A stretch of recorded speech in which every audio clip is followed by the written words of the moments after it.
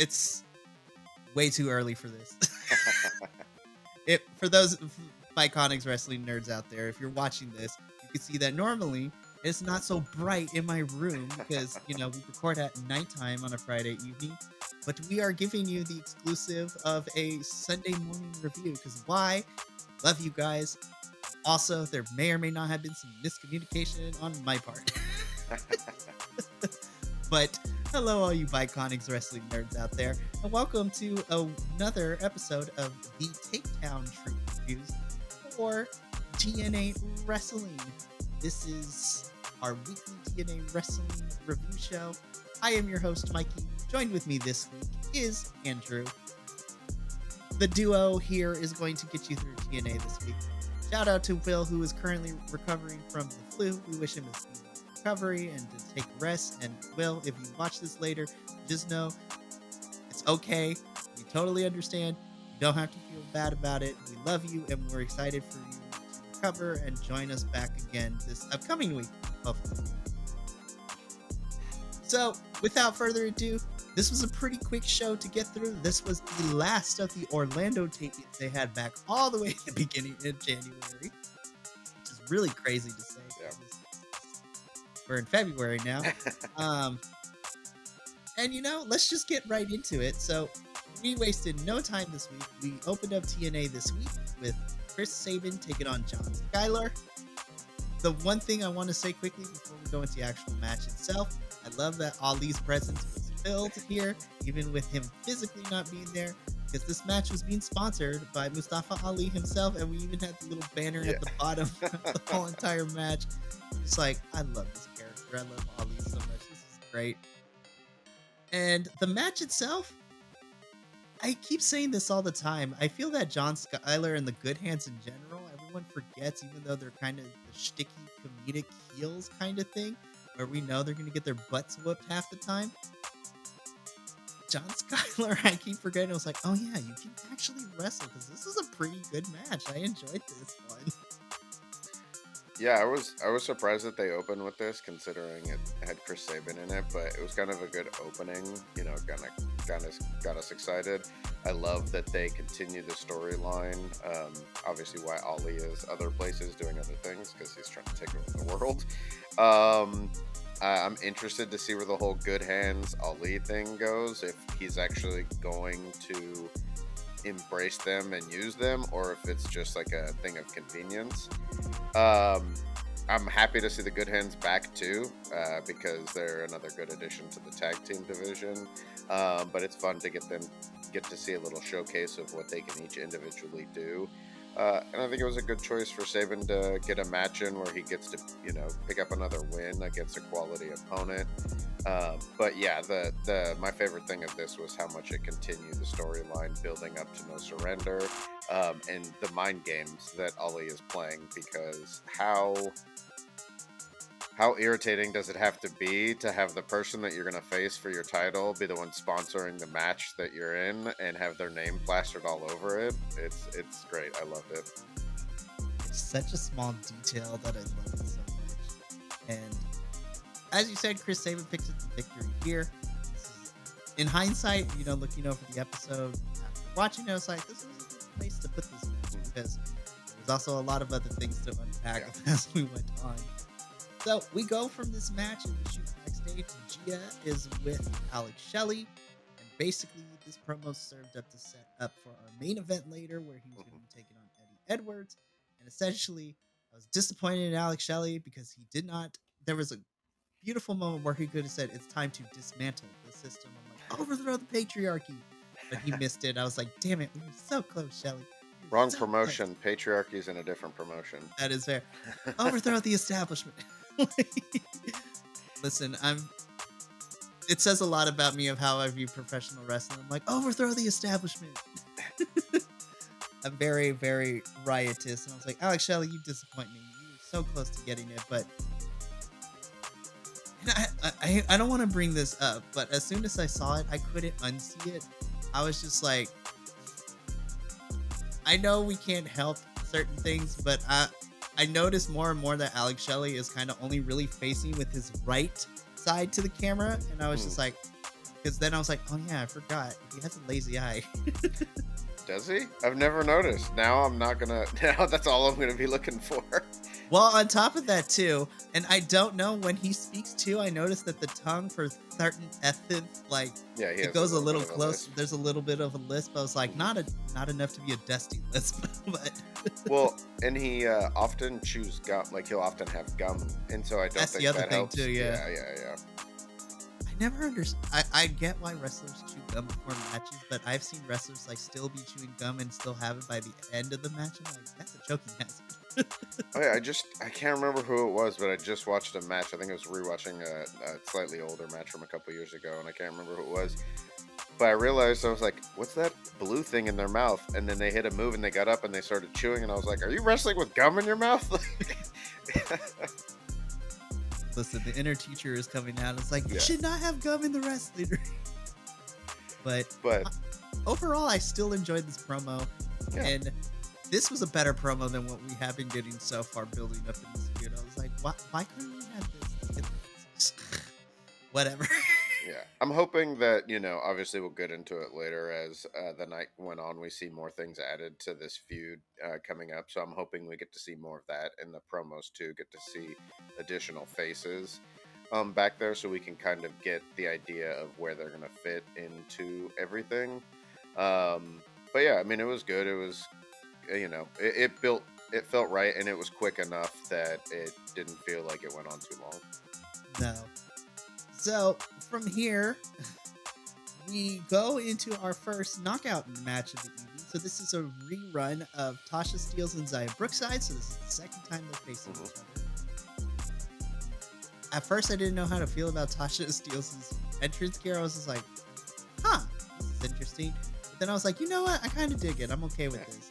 And then, of course, Xia Brookside comes out. She's more ethereal. I was like, okay, cool. This match, I will say, this is probably... I mean, this is only the second time these two faced each other, but this is definitely better than the first one. Not to say the first one was bad, but I was like, oh, now they're more comfortable with each other. This is good. And I love seeing that we're getting healed Tasha back because she wins with a handful of tights for the roll up. I was like, I like Tasha when she's a heel. I think that's some of her best. Yeah, it was. I have to say, I kind of dug the Cleopatra-esque look that she was rocking. I just gave her a little bit of like gravitas as she was coming down to the ring. And then I like how it tied into her gear, her actual like in-ring gear. Yeah, I was not upset about seeing this. Like, I had to think for a second. Like, I know we've seen them in the ring together because they were in the multi-person match, but I wasn't sure if I had seen, and I couldn't remember. And I was like, oh no, I swear I've seen this before, but have I? But I wasn't upset about it, and I like how they played into the idea of like this being kind of a rematch. So it gives me the idea we might see them match up again, which I think is okay because we do need to see some people building up into the like higher rankings for the knockouts division. And I think both of them, Tasha is a great bring back to TNA, and Xia is a great new addition. So it's fun to get to see them, and obviously the different cities they go to, get to see them in the ring together. And I liked that it was a good showcase for Xia, but also it kind of showed how crafty and dangerous like Tasha can be, because she does have that veteran quality to her. So I enjoyed it. I thought it was a really fun match. So yeah, I was happy to see it and interested to see how they fit in with the rest of the knockouts division. Absolutely, 100% agree. I'm excited to see these two continue to feud, especially as you mentioned, it's important that them having Tasha signed and then bringing in signing Xia. And I think this could be a fun little feud outside of a championship picture. It's something that we want to see for TNA's divisions. It's having feuds that don't require a title to be in there. Lord knows we have way too many other promotions all the time. I'm like, just have a feud without a title. It's fine. Trust me, it's gonna be good. Speaking of things being good, I was reminded why I love GYV because we had this backstage segment. ABC is in the back. They're talking about me, talking about how they basically recap how we got to this point. I was like, wow, you did that in 1 minute. I'm so happy that you did. Like, which is smart because in case somebody was tuning into Yep. TNA, I was like, okay, do I have to go watch everything else beforehand? No, this is where we are in the story. This is how we got here, and this is what's going on. And before Chris Bay gets a chance to like talk his smack, GYV come out from behind and they just jump ABC. They start brawling in the hallway with the chairs. A stack of chairs almost fell over, which I got nervous for. I was like, not the chairs. Somebody's gonna get hurt. It's funny because, as we also review Ring of Honor, Ring of Honor had a tag team attack another tag team, use a road case that was against a stack of trusses, and in this we had a tag team attack another tag team with a Use road trust. case against a bunch of chairs stacked. And so it was just, I was watching it and they each went after a body part. And so I was watching it, I was like, it's really weird how much similarity there are between the episodes in the same week of Ring of Honor and TNA, which is funny because, as you mentioned, TNA was recorded weeks ago. So it was just something interesting. I didn't mind it. I didn't feel like, oh, we're seeing the same stuff, because it did both of those things told the story. And it just shows you how the grizzled young vets are. Like, they're just, I mean, they're like soccer hooligans. They're going to come in and they're going to beat you up. And it kind of continued how they won their match the first time that they faced off. And I think this will give some heat to build up the, like, how mad ABC is going to be. And it'll be interesting to see if they play into Ace Austin's arm and all that kind of stuff. So, but yeah, I'm really digging this feud, and I like how they're building up to it and spacing it out. I am too. And I'm very interested to see how we sell that, because as you mentioned, GYV take Ace Austin's arm and slam the case on it, which never looks pretty, even if you don't slam it that hard. I'm like, no, don't put pressure on the box. I was like, you're gonna fracture yourself. Bringing me nightmares. I was like, no. It's great. I love it though, and I'm super excited. I mean, we have the battle of the alphabet. Yeah. Which we're getting their second match next week, which I'm super excited for. So, we were reminded of that promo that Frankie Kazarian cut last week, and I was just like sitting here, I was like, oh god, I forgot how much I hated this. Yeah. But something that I didn't hate is I did an exclusive backstage segment. I had to pause though, because we'll get through it and then I'll tell you why I had to pause. So Frankie Kazarian is walking backstage, which seems to be from last week. And he is confronted by Jake something, where he basically tells Frankie, I was like, I don't know what happened to you. I used to look up to you, man. And Frankie fires back, what do you mean you used to? It's like, I don't know what this version is, but if you want somebody to step up to in the ring, then you better be ready, because you might get your wish, as he walks off. And halfway through this, I had to pause while I was watching this, because again, I pick up on the weirdest things. I had to pause because I'm like, Jake, do we have dirt on her nose? So I zoomed in. I'm like, oh, that's like a little diamond piercing in the nose. I was like, okay, that's kind of punk. I'm like, that's kind of punk. Yeah. See, I didn't even notice.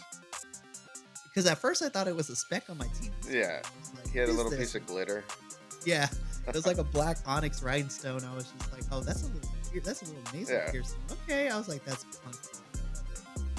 Well, and it's funny because they hide a lot of Jake some things, and I say they, I mean it may be how he just sets up his gear. He's got a huge leg tattoo that he always wears that sleeve over. Copyright Dragon Ball Z, he won't get in trouble. Yeah. But he's got a bunch of stuff around it too and everything. So, but it's one of those things where it's just like interesting to see the little like details from life outside the ring into the ring, and so yeah. But I thought this was cool. I mean, I wouldn't hate seeing a Jake something Kazarian feud going on, as long as Kazarian can give us some better promos going in to give us a reason to actually care about him being a bad guy. Right. And I think with Jake being his feud for now, because I think the breaking point is going to be Eric Young is going to find a way to get back into the story, because that's where this whole thing stems from. And honestly, I'm not going to complain. There's more Jake stuff on the screen, and I feel like we need to utilize him since he signed back with TNA, which I'm super happy about. So, from a wrestling standpoint, while this may not have been my favorite wrestling match, I was just excited because we finally been missing a piece of Speedball Mountain. for the longest time that we finally got to see. So this leads into Mike Bailey taking on Zachary Wentz. This was a fun little match. I enjoyed it. I mean, Zachary Wentz and Bailey, they speedball like they're good. It was just a fun match. Um, I really enjoyed seeing the Rascals continue to be the Rascals. Yeah. Will's not here, but I enjoy their shenanigans because the only reason Zachary won this match is because Trey Miguel pushed Bailey off the top rope. It's like, Yeah. there we go. And, Yeah. pick up the win here. I actually really enjoyed this match. I can't remember how I ranked everything else, but it was definitely in the top matches for me. And like whenever I see Mike Bailey, he has a very unassuming appearance. And I looked back as I was watching this match, and I was like, Mike Bailey does not have a bad match. Like every one of his matches that I've seen, I'm always impressed. I'm always shocked. And it's funny because I've seen him do these things before, but just watching him do them consistently is crazy. And, to be fair to that, he's not in there by himself. So I think this was also a really good showing of what Zachary Wentz can do. And I did like the shenanigans that the Rascals keep pulling even in their singles matches, because that's the type of heels that they are, and they should be utilizing those things. And I don't want to say that I was glad that Zachary Wentz won, but I did like that it shows like you can't fight the Rascals on your own. Like it's really hard, and I think in some ways that shows what Nick Nemeth was able to do. But I really enjoyed that aspect. I also got a kick out of some of the commentary when they were talking about blacking out, and the comment was to Matthew Raywald was, "I wish you would black out every time we do this show." And his response was, "I might if I keep hanging out with the Rascals. I'm really fun. I mean, in a really fun and good way."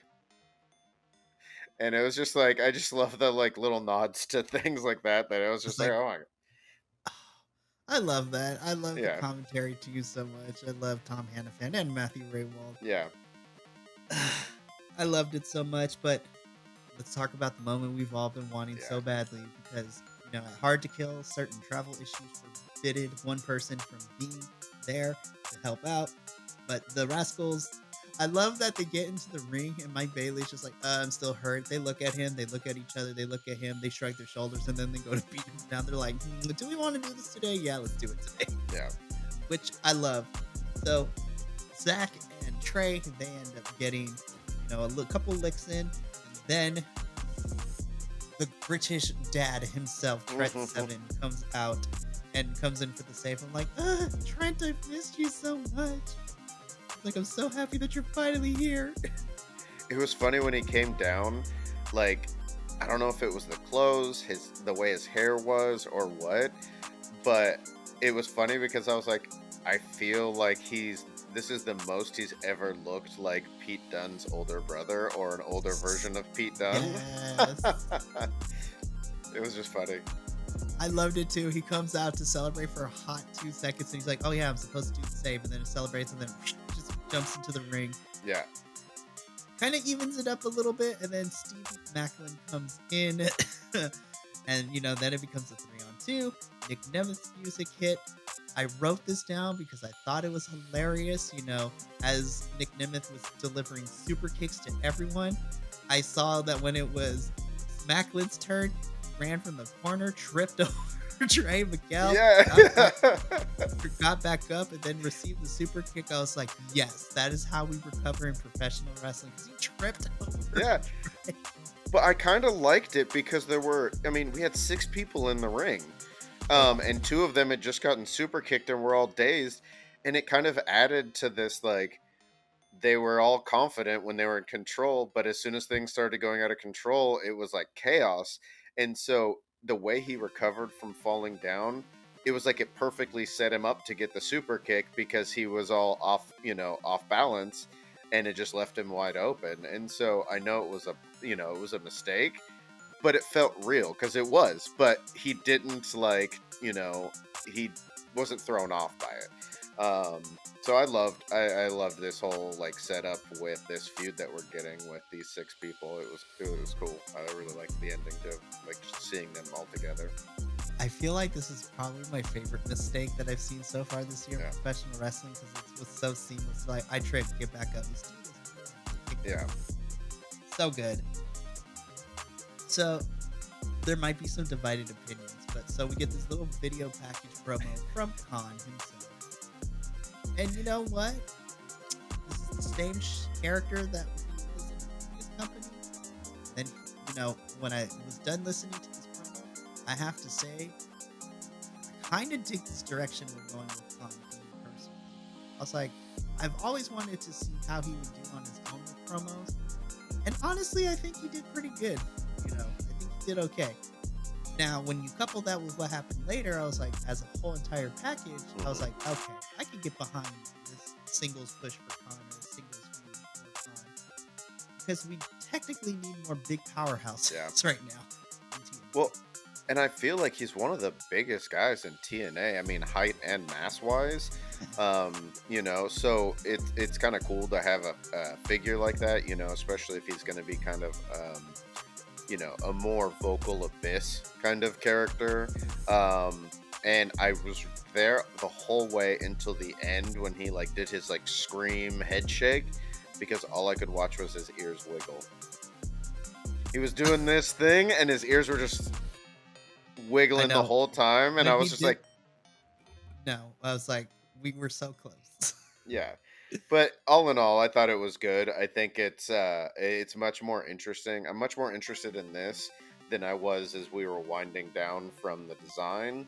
Um, and I think like I'm here to see what he's gonna do against some of the other like monster figures, as we'll see later on in the evening, going forward. Yeah, I was like, sign me up for Khan. And then it's bittersweet because we get.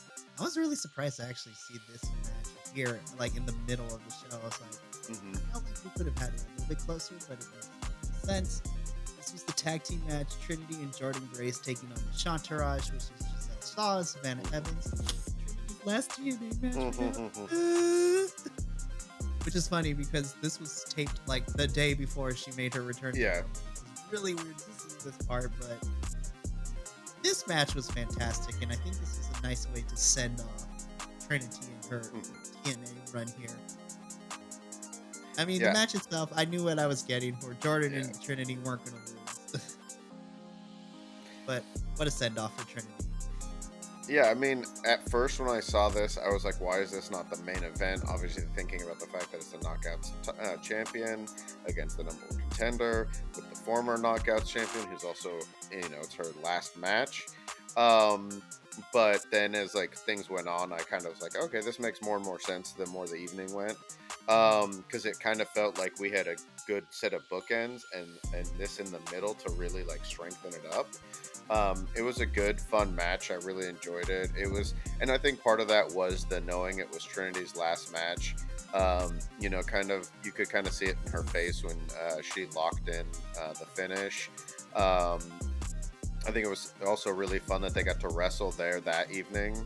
And then, even a surprise to Jordan was that they got to then wrestle again the next one at the Royal Rumble. And so it was just a lot of fun across the board, and it was just something that it was like I just felt very thankful for the time that we got Trinity, and as sad as I am to see Trinity go, and I'm all here to support her Naomi return, because I want to believe that this is what she wants and it's the best for her. So I'm all about that for people getting those things, especially people who really, I feel like, they really deserve it. And I thought this was a fun match that set up the future for the title, which I feel like the Knockouts division especially has been really good about. Like, we saw it with like, Mickie James leading into it, and when she had to like lose the title, we saw it with Deonna going into Trinity. We saw it with Trinity going to Jordan, and now like we see this like, okay, I'm gonna leave and go somewhere else to continue my career, but I want to leave you on an upswing. And I felt like that did this, and it kind of set us up, which just made me look that much more forward to seeing Jordan Grace versus Giselle Shaw. So Yeah, I think this did a good job of making me. I mean, I was excited when we got yeah, announced Jordan versus Giselle, anyways. But now seeing this match and then the context of the digital exclusive, so let's talk about that real quick. hmm You know, since we are talking about the No Surrender match, we get a digital exclusive, which I'm like, I should not pay attention to the social medias for missing information. Giselle, hashtag we want Scott. yes, hashtag we want Scott, and this is still these tapings are still underneath the Scott like regimen. Stay tuned for that video, which will be uploaded tomorrow about our little rant. So, we'll just watch that video. We have all the feelings in there, and then we process said feelings over the last couple of days. Hashtag we still want that. But at No Surrender, it's going to be Jordan Grace versus Giselle Shaw. I think they still haven't made it clear, but I'm like, yes, they did say it here. She is using her, hmm Ultimate X opportunity for this match. And in this little digital exclusive, she is pretty much taking the advice of Gail Kim that she had all those weeks ago. She fired the Chantarage, she fired Jay Vidal, and hmm she's willing to give Savannah Evans a chance, but she's gonna have to win her next match in order to prove her. I'm like, yes, let's go. hmm Well, and I think if they're gonna have Savannah Evans set up for a match to give Jordan something like, to continue build up to the No Surrender show up, like I'm here to watch Savannah Evans versus Jordan Grace match, because that's just another two beefy ladies fighting each other. So that'll be a fun setup and gives us some more opportunity for some shenanigans and storytelling heading into No Surrender. So. Ugh. I'm here for the shenanigans, just like I was here for the shenanigans. This is the best Oh. backstage. This is the best backstage segment we got this week, and literally, I know life happens, but this is where I'm going to announce it here. Will, I'm so upset that you couldn't be here, because this is what Joe Hendry is. Will's a dude, like he's all our dudes. But let's set this up real quick. So Diener is backstage. He cuts a promo, trying to figure out where he goes now that the design has finally been dismantled. Then AJ Francis walks in, which this kind of fixed the problem we had before. I was like, stop going to Rich Swan. He said no. Yeah. So now he's going to go to Diener, which is a heel. I was like, okay, that makes a little more sense now. And he's talking to Diener, trying to get him to, spill about what he knows about Joe Hendry. And then this was so seamless. Diener's like, oh, you mean Joe Hendry? And then AJ Francis like, don't say his name. And then his music seamlessly plays, saying this is like, say his name and he will hear, I believe in Joe Hendry. And then this cracked me up so much. Joe Hendry does the clap, and Diener does it too, on reflex alone. And AJ Francis broke the four walls, say, why are we clapping? Why did you clap? Yeah. And Diener Diener's looks at like, his hands. I don't know. I was cracking up so much. This is so good. And then it got into the other best part about this is that it seems we're inching closer and closer to Joe and AJ, continuing this feud and potentially having a match down the line at some point. And this also does something, because Joe Hendry just looks at Diener and is like, I was laughing too much to write down the insult that Joe Hendry read off of his phone to AJ Francis. I was like, yes, that was harsh. That was so harsh, but that was so good. I loved it. And then as AJ Francis leaves, he's like, all right, bet. I'll see you later. Joe Hendry turns to Diener's like, what? He seems angry all the time. And then Diener's like, I don't want you to speak to me. I want you to touch me. And then walks off. I was like, this is a potential other thread we have for Joe. Listen, I just want more Joe Hendry on this. Yeah. If Joe Hendry's got to face Diener in a match just to have, to get to see Joe Hendry wrestle and have him wrestle someone, and maybe AJ Francis, get involved somehow, or just to get more chances to see Joe Hendry wrestle, to get, to get some more information on him. Like I said, when they first had their first interaction, I think Joe Hendry is a great kind of counter to AJ Francis. I think He has so much hype and enjoyment behind him. It just makes the like dislike for AJ Francis that much stronger, which is what they're going for. I'm interested to see if he's going to be successful ever at recruiting people. Um, but I do like AJ Francis's character in TNA is growing on me more and more of just like seeing the depth. What is this character beyond the surface? And yeah, anytime we get more Joe Hendry, the better. It's I'm here for it. I loved that whole moment. Yeah, he's our backstage promo guy for TNA hands down. So yeah, I'm excited to see where this goes. And I thought Diener was also actually a really smart choice because he kind of played well between the two of them, literally and figuratively. I I'm actually really invested in this AJ Francis Joe Hendry feud. And then if you want to add Diener as a caveat to this whole situation, I'm not going to complain about it too.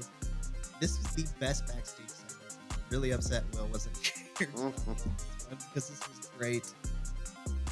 And it kind of just kept going from there because something I really enjoyed too is we get this 2-on-1 match between Khan and Richard, local Vegas, local talent Richard Adonis and Corey Gold. This only went like 2 minutes at best. Yeah, maybe. Maybe. Khan picks up the victory here. And then we get into my other favorite part. So PCO does his whole entrance, like the orderlies need to come shock him back to life. They do. But then Khan's just like, we ain't waiting for him to come back alive. So, PCO ends up coming back alive, but he kind of gets pushed to the side because then Khan goes and throws the orderlies around. First one gets pushed to the floor. The second one, though, got a little bit of height because Khan threw that man and he went flying across the stage. I was just like, at this point, I was just like, oh, I forgot. Khan has a lot. He's a big man. You get thrown by him, you're gonna fly. Well, and to see these two go at each other, I mean, because they went everywhere, and then security came down to try and break them up, which I'm pretty sure most of the security were the orderlies that just took off all their scrubs and then came running down. But to see them just toss around security and see them in the ring together and go at each other, I am down for this happening at No Surrender. Give us some crazy stipulation. I know we just had. I know. I was gonna say. I know we just had a Monsters Ball with PCO not that long ago. Let him be the king of Monsters Ball. Yeah, I mean, hey, whatever.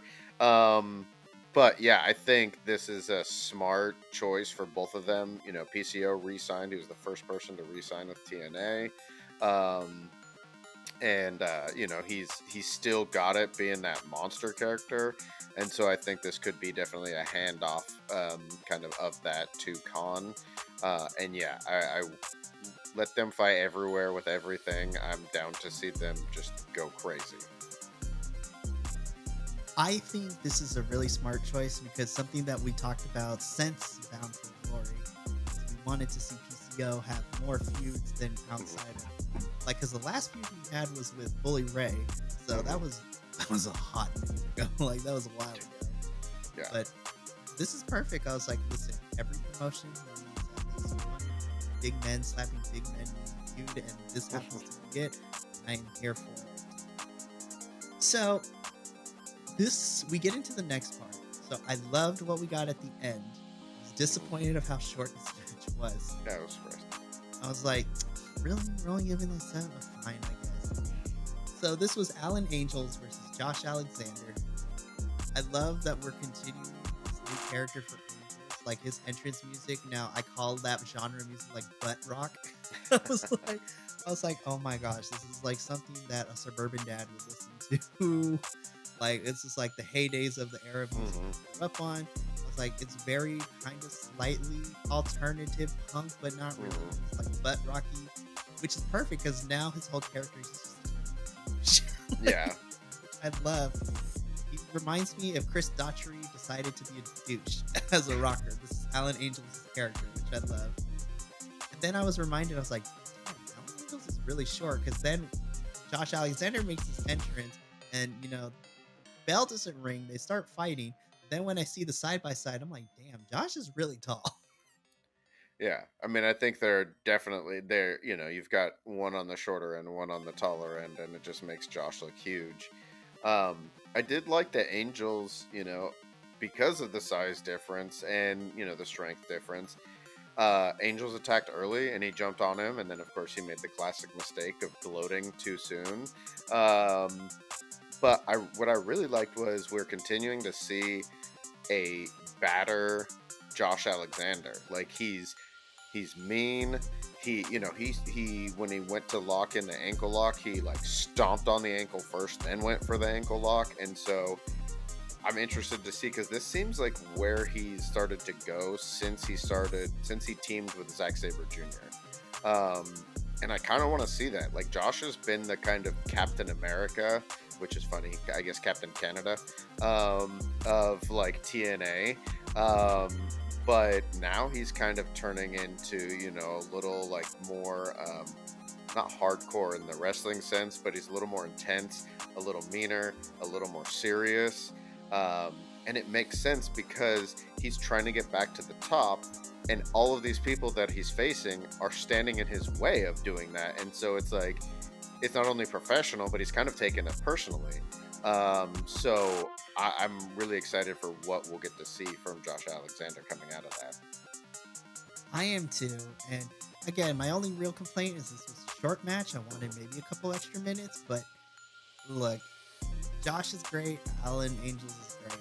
I'm happy that we're seeing Alan Angels back more, Yeah. which is something we've been for a long time. But then my little wrestling heart got super excited because as the match is ending, Josh is high fiving fans on his way back up the ramp, like heading towards the ramp. And then we see this masked, which I was very smart. It wasn't like a full on like mask Yeah. thing. It was just like a face mask. It's like, yeah, there are still people that still wear Yep. those post pandemic.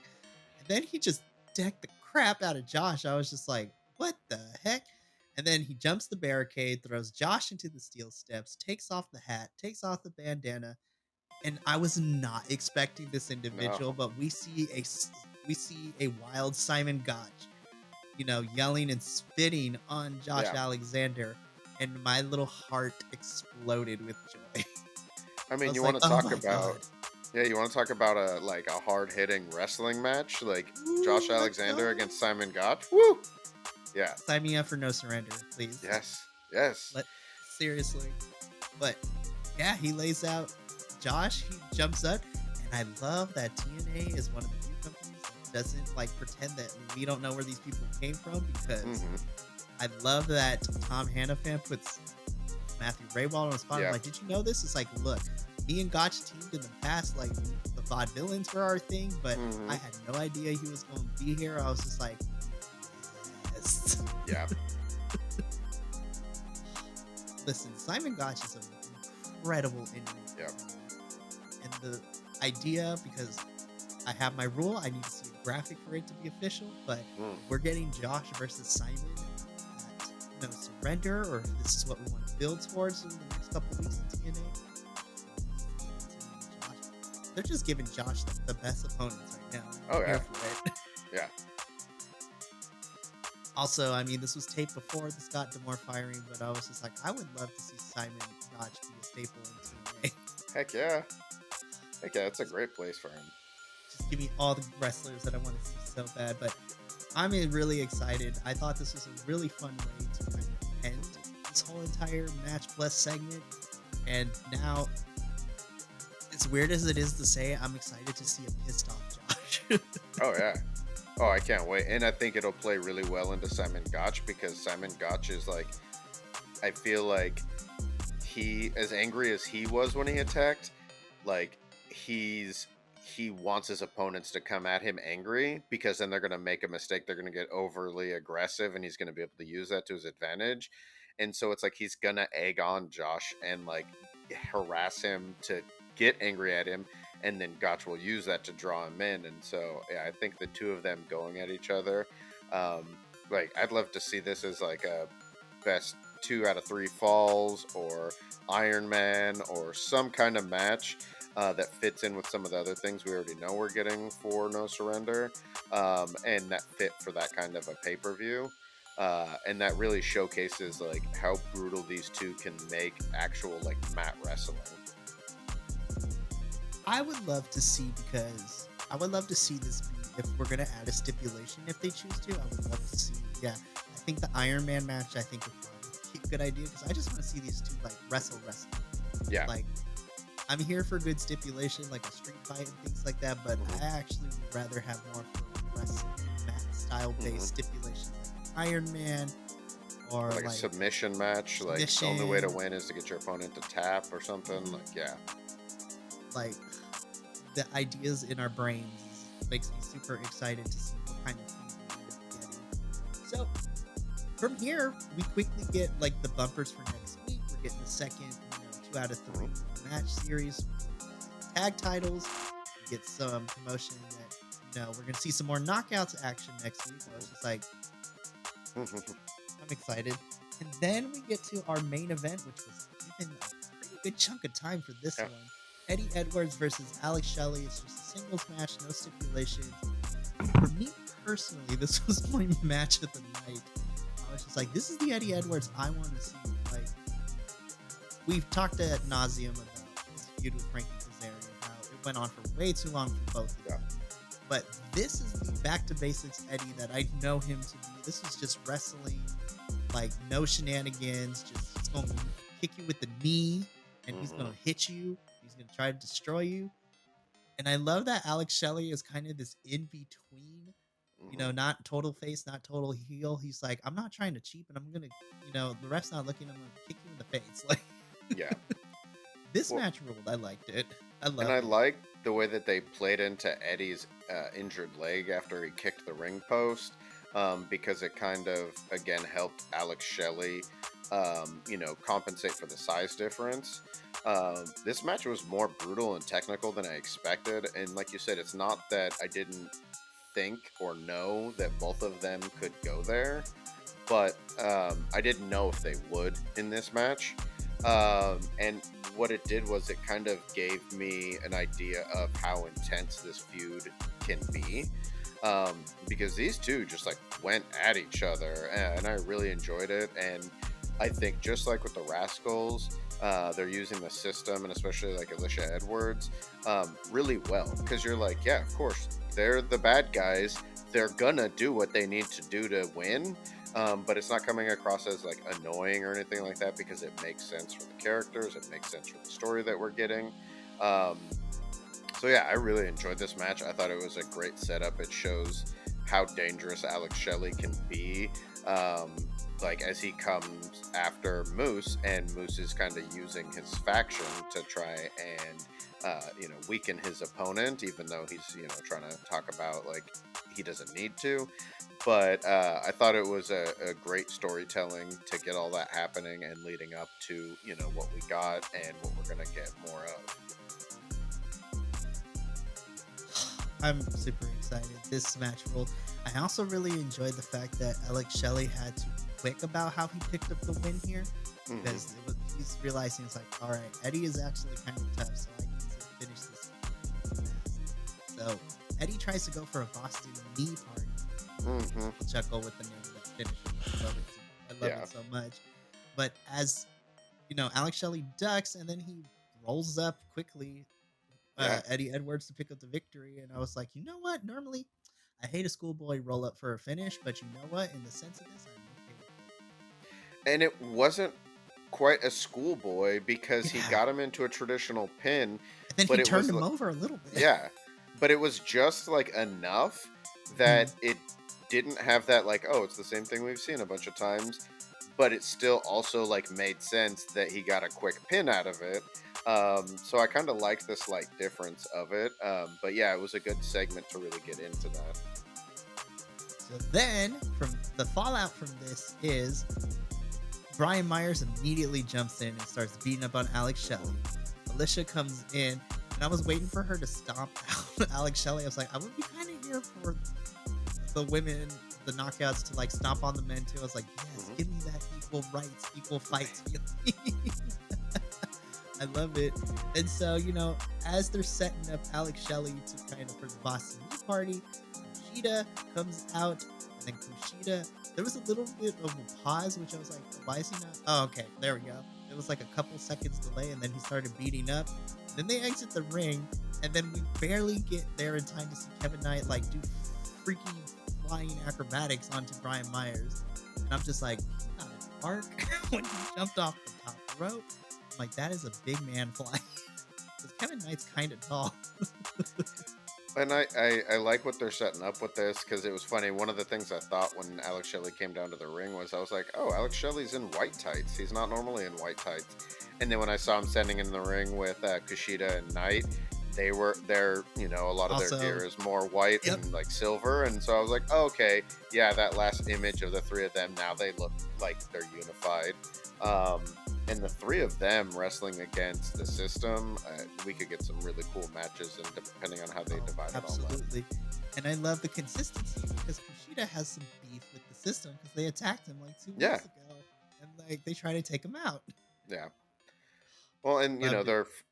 they're friends and all that kind of stuff, and I felt like this was seeing all of this is made more sense to why the Knockouts tag match wasn't in the main event, because this is telling the big story of what's going forward with this, with the big faction currently in TNA with the world title and all that, and I also kind of think it also played into the fact that that was Trinity's last match, and it was more of a like, we want to focus on the people that are going to be continuing on, and not that they wanted to necessarily take away from Trinity's last match, but it made sense the more I saw of it, and the way that this ended. I was like, yeah, this is a good way to end as we go forward in TNA. Oh, absolutely. And so, since we're still talking about Alex Shelley, we get another digital exclusive later, on social media.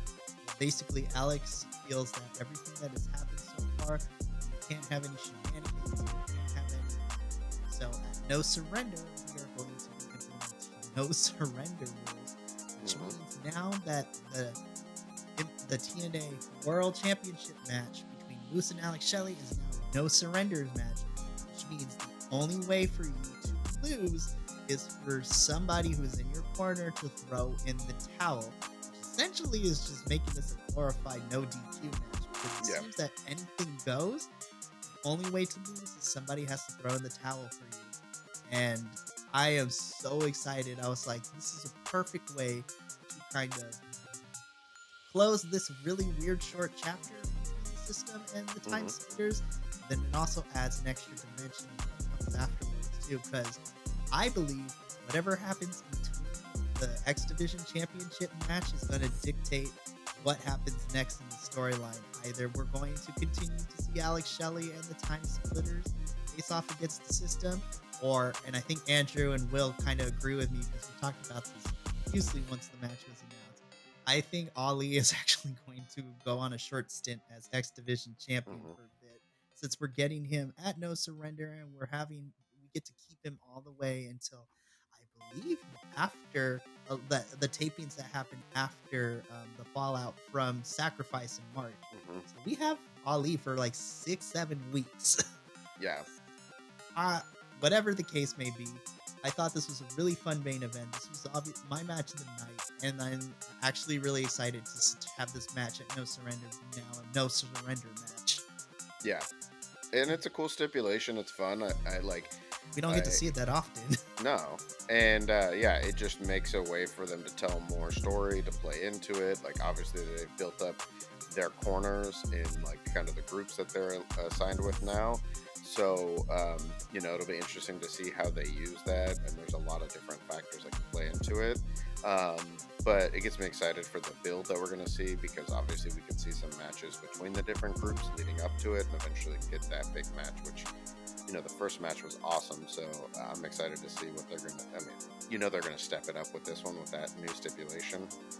Absolutely. I always look forward to. So that brings us to the end of TNA Wrestling, at least the main show. So before we get into our rating, we do need to talk about some other things. So moving from here on forth, we are here at the Takedown Trooper. We are also going to be reviewing the Explosion episodes, which is basically like a very quick 10-12 minute additional, like these are your dark matches that happen. So we're going to quickly talk about this. These matches don't factor into our final rating of the actual episode itself, but we want to make sure that all the talent that we get to see on a weekly basis in TNA get their shine. So on this week's Explosion, we had two matches. First off, we had Rhino taking on Champion Zinc. Obviously, Rhino picks up the victory here, which plays into a title match we're getting next week on TNA as Rhino challenges Crazy Steve for the Digital Mhm. Media Championship.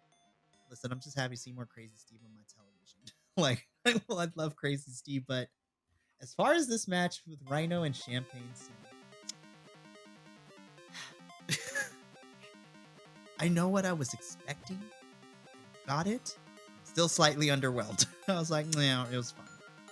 It this match was definitely felt more like it was there to set up what happened after the match, um, which is fine. Um, so yeah, I mean it was what it was, but I was much more excited about what we're gonna get to see from what happened afterwards. For sure. And like I said, I'm excited to see this Digital Media Championship match between Rhino and Crazy Steve next week on TNA. It's going to be great. And then our second match, so I have some thoughts about this. So Rich Swan versus Jason Hodge. Rich Swan loses again. This Yeah. is the second week on Explosion that he has lost. I was like, come on, like, what are we doing? Like, I don't listen. I'm not saying Rich Swan should win all the time, but I'm like, Mhm. I wonder if there's a plan where he continuously loses and then, oh my gosh, what if he actually turns on Joe Hendry whenever we get the confrontation between Joe and AJ? AJ's been trying to tell him, but Rich wants to be a good guy, and then he continues to lose. Yeah, I mean, it is Happy to see, interesting. I was I happy to see expect Jason pick up the win. Yeah, no, I was totally expecting Rich Swan to win because I mean, you talk about Rich Swan losing, the good hands are always losing too. So, um, I I played an was, Uno reverse card. yeah, um, but yeah, it'll be interesting to see if they're actually going to go somewhere with this story because I feel like they're setting us up for AJ Francis to kind of build a stable, even if it's just the people he's paying to be there. Um, but I like that it wasn't just a like I show up and now I'm just gonna get all these people, but that there's actually might be some validity to what he's saying. And it's like, dude, you're a veteran. You've been doing this for how long? How long much have you given to this company? And look where you're at still. Come with me, and not only do we have strength in numbers, but we got strength in money. So if that's what it's setting up, I'm looking into that. But I think it'll be interesting to see what happens. I hope this wasn't just you know, another loss for Rich Swan. Um, and yeah, good on Hutch for getting a victory. And it was a quality match, but yeah, I was definitely a little surprised by who won. Definitely. And that was your quick review of Explosion. So I'm excited to talk about Explosion because it's very digestible. It's like 12, 15 minutes each week. Get the dark matches that happen at the tapings, which is great. And so what's going to be interesting is TNA next week is we are now officially out of the Orlando tapings. Mhm. I forgot what city. What was the second city they went to? It's Philadelphia coming up in March. And we already had the tapings in We had the February. Vegas ones, we had the Florida one, and then I don't remember where they're going next, I love it. or All where right, they hang on. went next. Noah, we're going to take a hot minute because now it's going to bother me until I figure it out. This is what happens, you guys. You're just like, I want to make sure that I get this correct because I want it to be fine. Because we have the Fallout tapings coming up after No Surrender in Louisiana. So that's not where they were before. So Philly is in March. Yeah, it's going to bother me. You know what? At this point, it doesn't matter. We are moving on from the Orlando tapings. I believe I believe we're moving. No, actually, I take that back. I think we're still in Orlando because they had a long taping schedule in Orlando for 2 nights. I think we've come to the end of the first night of tapings, and I think we're starting the second night the next 2 weeks, which also I'm super excited for. And random note, we finally get to see We get to hear from Ash by Elegance. Like, she will actually cut a Yes. promo, and I'm like, I love it. I love it so much. It's great. All right, hey, Andrew. Last thing we got to do before we get on out of here, we got to rate this week's TNA episode. So, what did you give this week's TNA? I give this an 8.3. I thought it was a really solid night of fun matches. And between the matches and the promos that we got, almost every single thing that happened progressed story. So, yeah, I mean, I thought it was a really fun night of matches. There wasn't anything, extremely underwhelming for me. It was fun. It was good. Sad to see that this is Trinity's last night. But yeah, it was a 8.3 for me. I'm there with you. I will give this a solid 8.5 for me using my scale. I really enjoyed the wrestling. The backstage segments felt like it didn't drag on for too long. My only big critiques is that I feel that I wish Alan and Josh got a couple more minutes, because I think both of them can go. It's great. I love the direction that we're going with Khan's character, minus the ears wiggling during the scream shake. I was just reminded of oh, he's just an adorable little pitbull. Because when pitbulls shake their heads, it's a similar thing. And then, of course, look, I'm all here for PCO and Khan fighting. Joe Hendry, AJ Francis, Diener had my backstage segment of the night. This was the funniest thing, and I was just like, Joe Hendry is a gem, national treasure. Protect that man. Seriously. I really enjoyed myself. 8.5, and I'm so excited to see the wrestling match between Josh and Simon Gotch. That's what I want to see. If you give me that at No Surrender, I will have no complaints. It's so good. But that brings us to the end of this, Sunday edition of the Takedown Troop. We will literally be back recording another episode in 5 days on a Friday, on our normal recording schedule. So this is a one-time thing. This is what happens when you have multiple people and lives. How dare us have lives outside of wrestling? Not just kidding. We enjoyed this, and we enjoy what we do. So therefore, that's why we got together on a Sunday morning to do this. Yeah. So if you enjoyed this and you want to see what else we got here at the YouTube channel, make sure to take a look around here at the Bi-Conics Wrestling YouTube channel. Make sure to follow us all over the social medias at BC WrestlePod to get up-to-date notifications of when videos go live, funny memes, and just overall shenanigans that you don't get to see. And if you cannot find the time to commit to watching our beautiful faces in video format, take and carry our voices with you on the go, as we have audio versions of all of our reviews now on whatever favorite podcasting network you subscribe to. Apple, Spotify. Somehow we made it onto Amazon Music. I was just I'm not going to complain about it. It's a great time. And, just listen to us on your way to work while you're studying for a test, when you're doing some homework, or apparently, according to a lot of you, listen to us when you're taking care of business on the porcelain throne. I don't care. As long as you listen and subscribe to us, it's a great time. For myself and Andrew, and our missing co-host Will, as well as the rest of the Bi-Conics boys, remember, take care of yourself, love one another, and as always, stay Bi-Conic, all you guys, gals, non-binary pals, he, she, theys, and gays of the internet. We will see you for the next Takedown review in a couple of days. Until then, now. Thank you so much for tuning in to another Vibe Tribe production. What's gonna happen next time? Well, you're gonna have to tune in to find out. But until then, remember, take care of yourself, love one another, and as always, make sure that you keep the good times rolling. Thank you for being here, and we'll see you next time.